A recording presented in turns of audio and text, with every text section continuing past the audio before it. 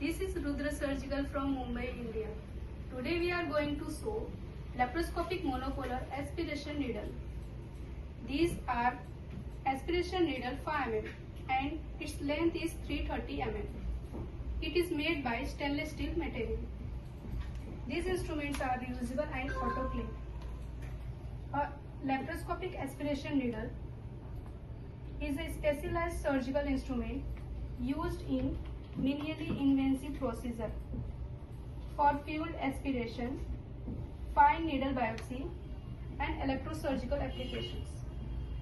This needle integrates monopolar electrocautery, allowing both aspiration and coagulation, making it useful for procedure where hemostasis is required while aspirating fluids and cystic contents.